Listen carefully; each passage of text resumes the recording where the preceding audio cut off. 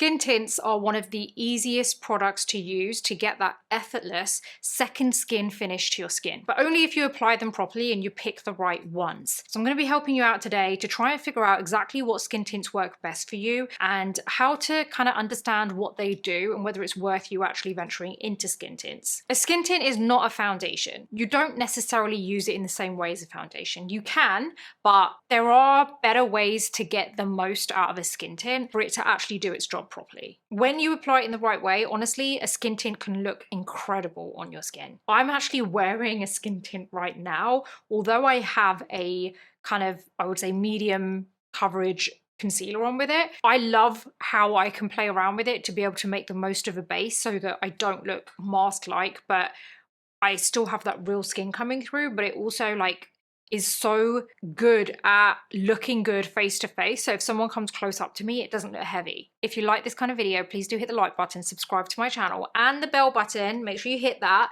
because it means you won't miss my next video. But most of all, it really does help this channel out and I'd really appreciate it. So let's talk about what skin tint is actually meant to do. It's not there to cover everything up. It's actually there to kind of like minimize redness a little bit, kind of even out your skin tone, give you a more polished look and just kind of make your skin look like skin but better. If you're expecting something to give you full coverage, don't go for a skin tint.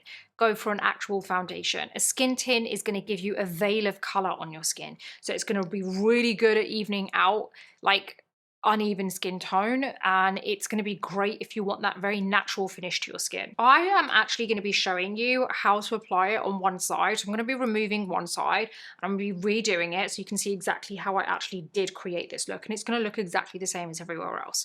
So let's first get this makeup off. So in fact, let me just do this quickly and I'll be back.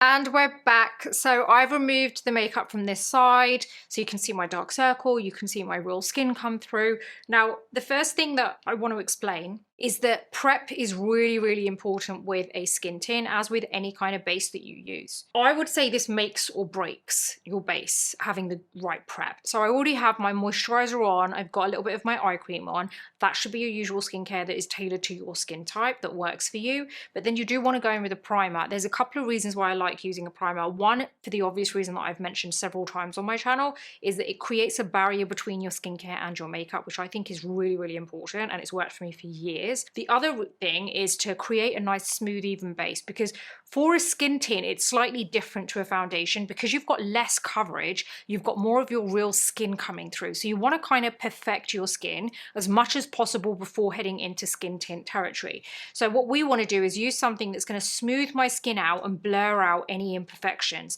That type of primer is going to work so well with a skin tint. So the primer that I love at the moment, I've been using this recently, is the Smashbox Photo Finish, the original one. So it blurs and smooths my skin. I'm going to get that onto my fingertips and I'm going to just apply this here.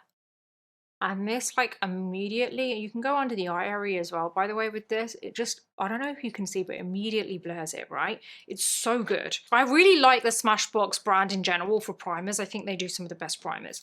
So next up, what we want to do is apply our skin tint. Now I'm going to show you how I used it with my concealer, but we're going to let this settle down. What this is doing is it's actually hydrating as well, by the way, this particular primer. So I love the fact it's giving me that extra hydration, but it's also smoothing the skin out and blurring the imperfections like I mentioned. So that's kind of perfecting our skin before we even apply the skin tint, so that the skin tint has less to do, because it really can't do that much anyway, right? It's just going to perfect your skin a little bit. If your skin is too dry and it's not hydrated enough with your skincare and your primer, then your skin tint is going to cling onto it. If it's too slippery, you've got too much product on, then this is going to slide all over the place when you apply it, and then you're not really getting the full effects. And that's another reason why I think you need to let your skin prep sit for a minute before you head into the skin tint.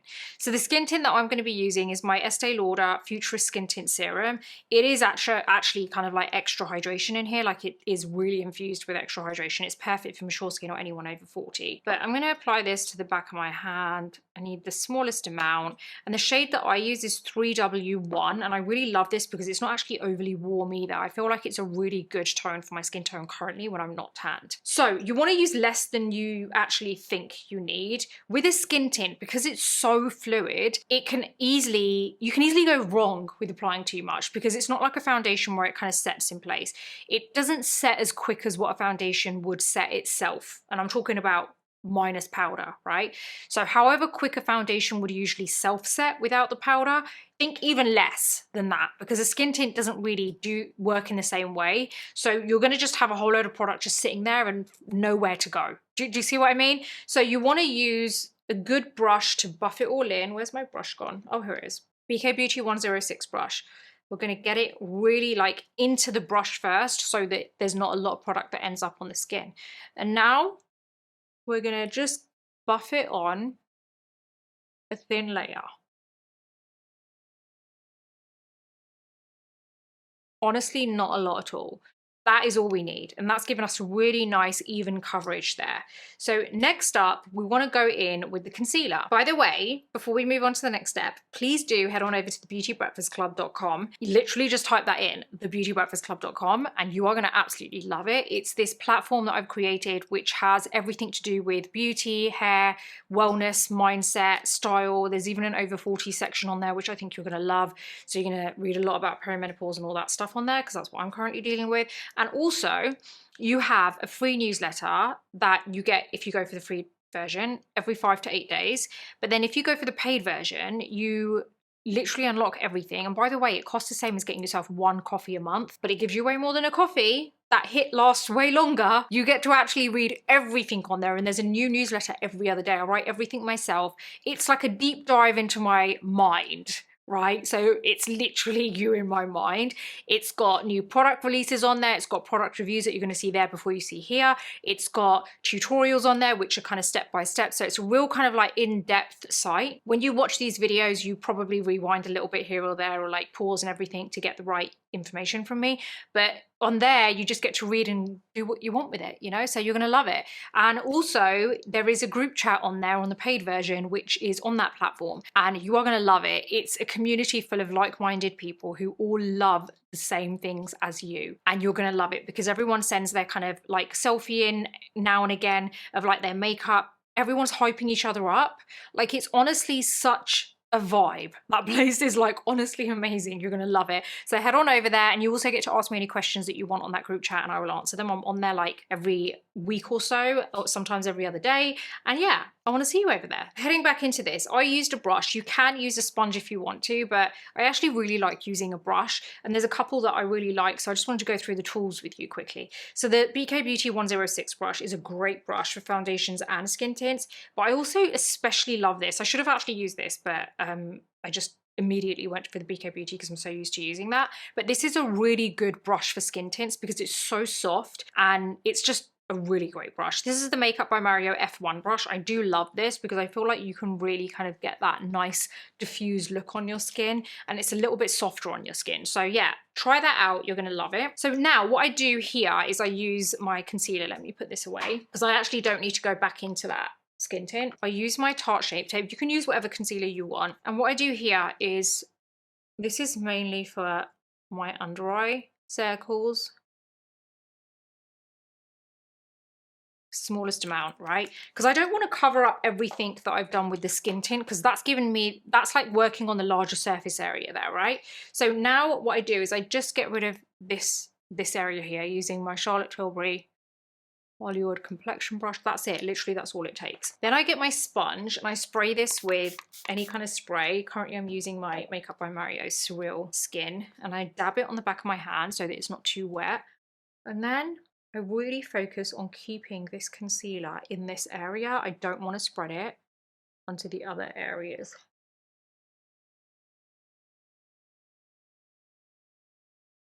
I usually put my base on before my eye makeup, so I'm just trying to blend that end bit in so it doesn't look disconnected.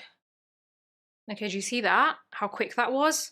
And I've only kept it here, so I've still got all of this, which is my skin tint, so it doesn't ruin that coverage, if that makes sense. Like, you're still letting everything else look very skin-like. It's just where you need that extra bit of coverage that you use the concealer. Then I will use, let me use the blush that I used earlier. This is my Benefit Play Days in Willa. Did I put this on? Yeah. I love this right now. So good, honestly. This is my Hourglass 15 brush. There you go. Okay, then I'm going to get my Real Techniques brush and my Huda Easy Bake in banana bread.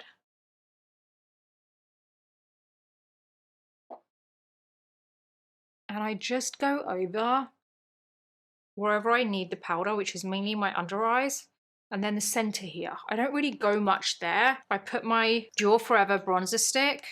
This is in 05. And I just got a little bit there. And I got my Hourglass Ambient Lighting Edit brush.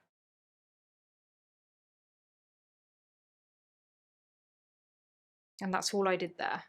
Can you see how that looks the same now? Yeah, there you go. So this section here that I just did is a little bit more matte than the other parts of my face at the moment because I've just applied it. Once your natural oils start coming through, it starts to look a little bit more lived in, like this. So this is currently quite lived in. This is currently quite kind of just, it's just been done, so it's going to look a bit soft matte, you know.